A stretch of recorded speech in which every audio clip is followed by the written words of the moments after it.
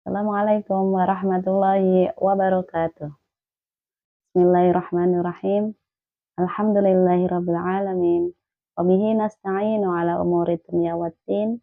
Wassalatu wassalamu ala asrafil anbiya'i wal mursalin. Sayyidina wa maulana Muhammadin wa ala alihi wa sahbihi ajma'in. Amma ba'da. Berjumpa lagi dengan saya Lulu Mi'rajul Hikmah, mahasiswi Universitas Islam Sultan Agung Semarang, Prodi PAI. Pada kesempatan kali ini, saya akan menyampaikan tugas mata kuliah Badan Penyuluhan Islam untuk mereview buku Muhammad Sang Guru. Buku ini karya dari Syekh Abdul Fattah Abu Huda. Beliau guru besar ilmu hadis kelahiran Suriah. Beliau lahir di kota Aleppo, Suriah, tanggal 17 Rajab tahun 1336 Hijriah, 1917 Masehi.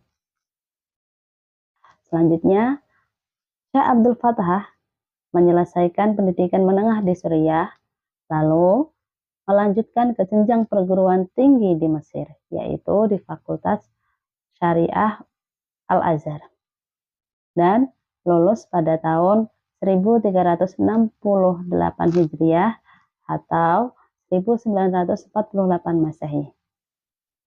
Pertama dari Fakultas Syariah Al-Azhar, beliau mengambil spesialisasi pedagogi atau pengajaran di Fakultas Bahasa Arab di universitas yang sama dan lulus pada tahun 1370 Hijriah atau 1950 Masehi.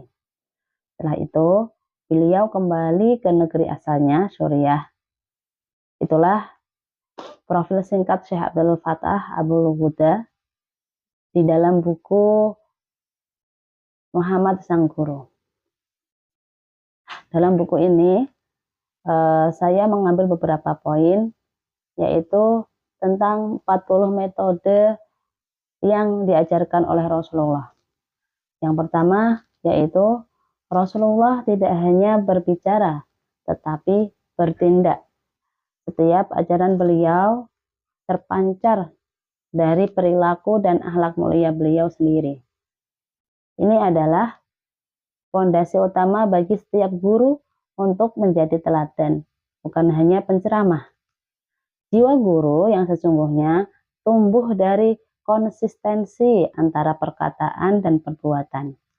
Saat guru menjadi cerminan, nilai-nilai yang diajarkan siswa akan lebih mudah menyerap dan menginternalisasi ilmu.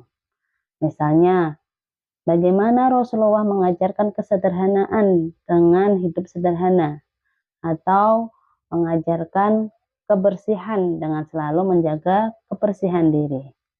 Buku ini seringkali menyoroti bagaimana setiap nasihat yang beliau sampaikan selalu didahului atau diiringi dengan praktek langsung dari beliau. Poin selanjutnya yaitu memahami karakteristik murid. Jadi di buku tersebut Rasulullah sangat memahami perbedaan individu di antara para sahabatnya. Beliau tidak menyamaratakan cara mengajar, melainkan menyesuaikannya dengan karakter, kapasitas, dan kebutuhan masing-masing. Ada yang diajari dengan nasihat langsung, ada yang dengan perumpamaan, ada pula yang melalui praktik nyata. Jadi setiap sahabat memiliki karakter dan tingkat pemahaman yang berbeda. Maka Rasulullah tidak pernah memaksakan satu metode untuk semua, melainkan menyesuaikan diri dengan kapasitas muridnya. Poin yang ketiga, mengajarkan dengan cinta dan kasih sayang. Interaksi Rasulullah dengan para sahabat selalu dilandasi dengan cinta dan kasih sayang. Beliau tidak pernah menghardik atau merendahkan. Sebaliknya, beliau selalu sabar, pemaaf, dan penuh perhatian. Jadi, Jiwa guru sejati adalah jiwa yang mampu memancarkan kehangatan dan kepedulian. Lingkungan belajar yang penuh kasih sayang akan membuat siswa merasa nyaman dan termotivasi untuk belajar, bahkan dari kesalahan. Kasih sayang beliau tampak dalam setiap interaksi, bahkan dengan anak-anak pun. Nah, Rasulullah seringkali bercanda, tersenyum, dan memberikan perhatian khusus kepada mereka.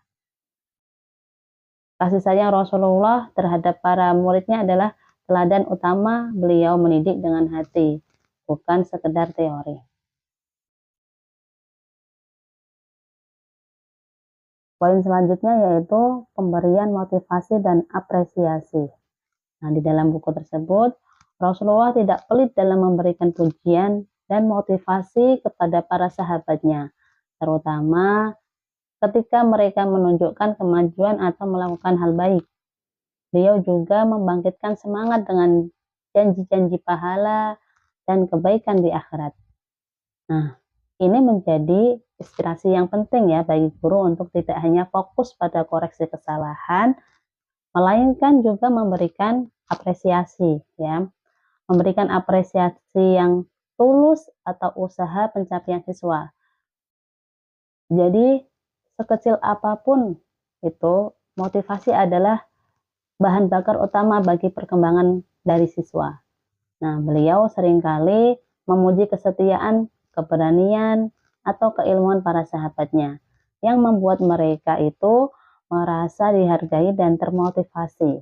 Jadi, setiap kemajuan sekecil apapun tidak luput dari perhatian Rasulullah. Nah, beliau selalu memberikan apresiasi yang tulus untuk memupuk semangat belajar dan beramal. Poin selanjutnya yaitu konsistensi dan pengulangan. Jadi pelajaran penting seringkali diulang oleh Rasulullah dalam berbagai kesempatan. Ini menunjukkan pentingnya konsistensi dan pengulangan untuk memperkuat pemahaman. Guru perlu menyadari bahwa proses belajar adalah maraton, bukan sprint. Pengulangan yang variatif dan penguatan konsep secara berkala akan membantu siswa menguasai materi dengan lebih baik. Pesan-pesan penting seringkali diulang oleh Rasulullah dalam berbagai momentum, menegaskan bahwa pengulangan adalah kunci untuk menguatkan ingatan dan pemahaman. Jadi, melalui poin-poin tersebut, buku Rasulullah Sang Guru menunjukkan bahwa menjadi guru bukan sekedar profesi, melainkan sebuah panggilan mulia yang menuntut totalitas, keikhlasan, dan dedikasi.